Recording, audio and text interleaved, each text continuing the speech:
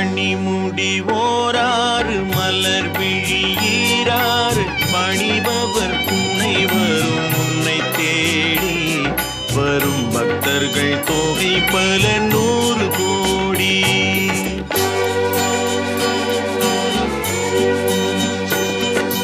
மணிமுடி ஓராறு மலர் விழியீராறு பணிபவர் துணை வரும் உன்னை தேடி வரும் பக்தர்கள் தொகை பல 100